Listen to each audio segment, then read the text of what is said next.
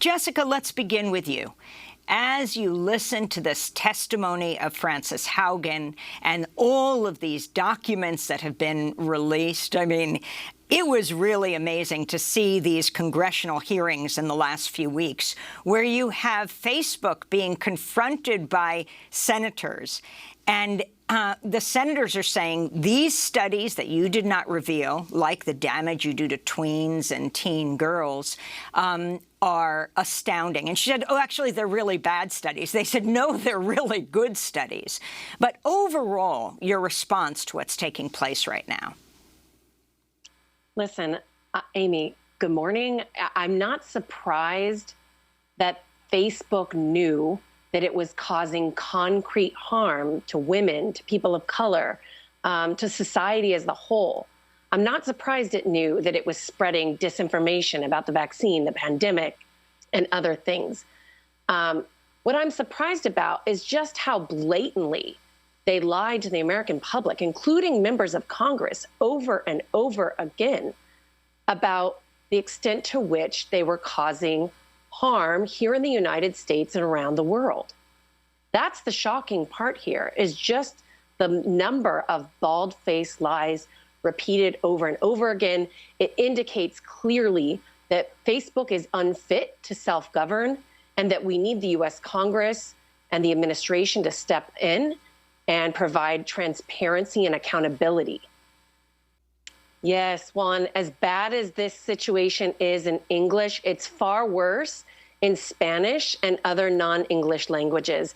That's why we work together with partners from the Center for American Progress and National Hispanic Media Coalition to launch the Ya Basta Facebook campaign, Enough Already Facebook. We were calling for concrete steps, investment in content moderation and AI systems, in the personnel needed to accurately and adequately monitor non-English content on Facebook. And we really got a complete blow-off from Facebook.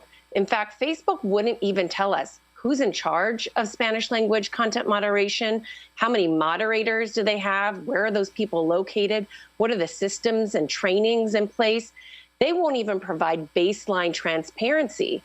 Well, come to find out, part of what Frances Haugen helped reveal this week is that Facebook is not adequately invested in any language besides perhaps English and French. They've made some investments in those areas, but they've utterly failed to make the investments necessary to make Facebook safe in other languages. And I have to tell you, Juan, you know, if it were me and I was running Facebook and I hear from the United Nations that I played a contributing role in the genocide in Myanmar, I would have looked right away at this issue, at whether our moderation systems were keeping people safe, particularly around the globe.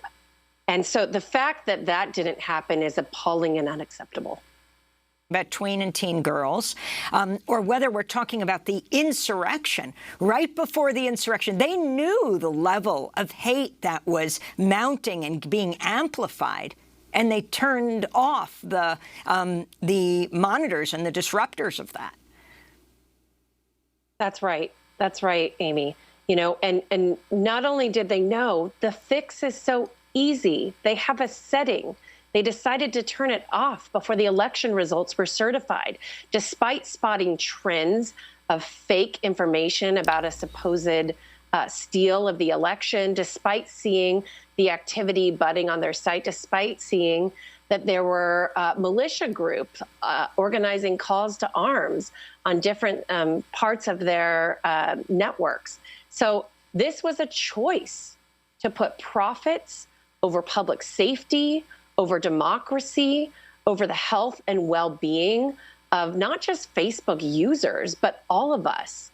And this is why I don't believe that Facebook is fit to govern itself. We need to step in.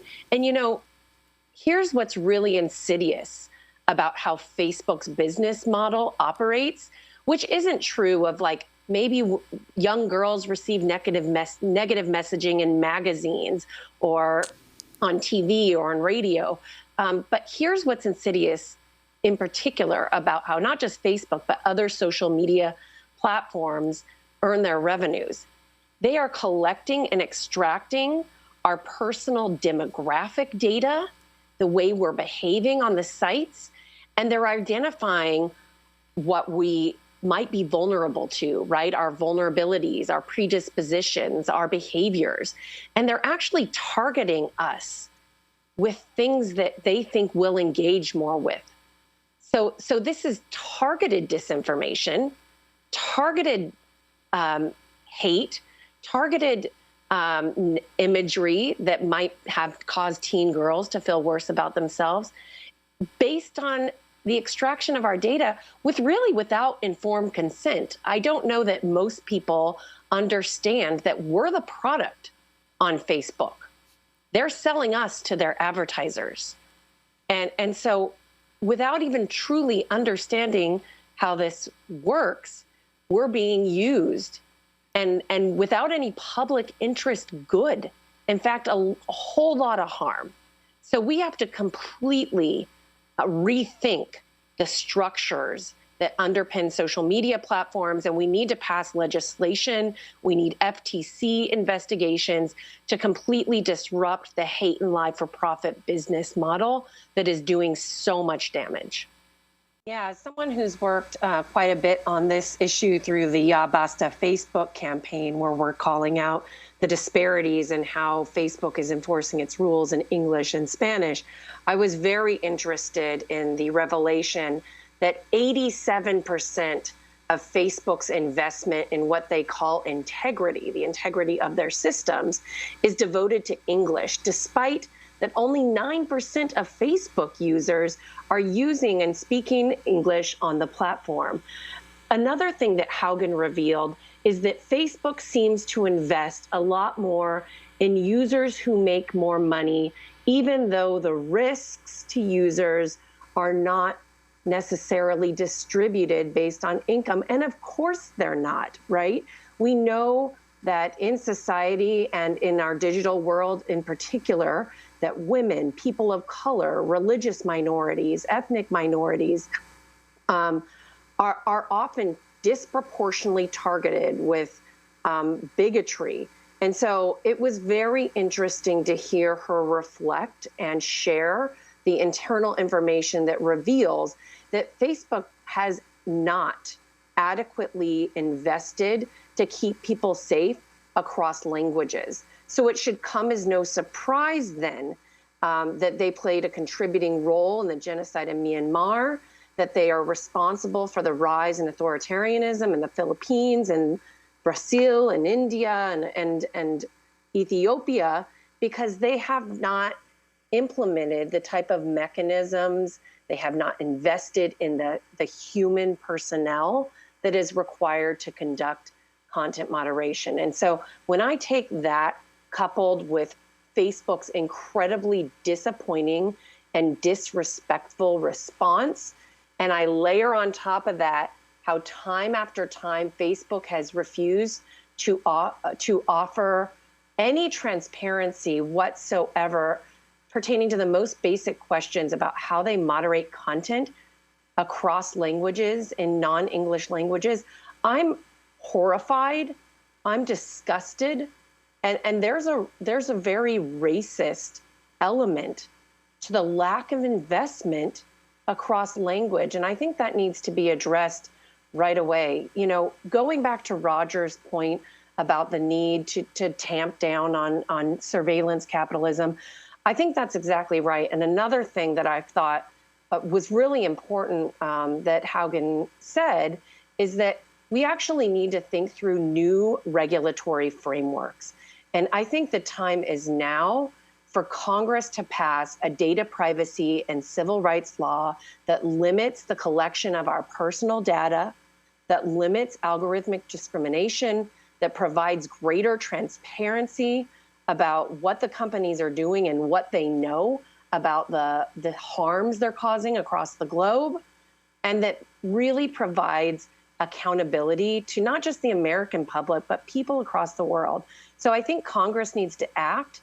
I was also encouraged by the real legitimate questions that came from both sides of the aisle. This was much less of a circus than other hearings we've seen about these issues. It does seem like Congress is getting much more serious about this. I hope they act. I think your skepticism is totally valid. And I want to lift up here that the Federal Trade Commission has the authority to look into this more deeply right away. You're a specialist in hate online.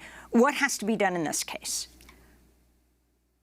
I mean, listen, they not only need to turn these safety protocols back on, they need to update their policies, but they really need to invest in the human personnel necessary to moderate hate. Another thing that Haugen said yesterday is that even with the best AI systems, those systems are going to only catch 10 to 20% of hate speech. We need more humans across languages to protect people, to protect the integrity, and to tamp down on lies, bigotry, authoritarianism, and violence that's budding on Facebook. The other thing we've been asking them to do for years now is to ban white supremacists and conspiracy theorists. And Haugen underscored yesterday that the same people who are spreading hate are prone to spreading lies. Facebook knows who these people are. They've decided to leave them up. There's a pattern of abuse here that Facebook has overlooked. And what Haugen has shown us is that Facebook's had actual knowledge and has extensively covered up in a serial way, the global harms that it's causing, and it needs to correct course immediately. Comment on the allegations by Facebook that it catches 90% of the hate speech.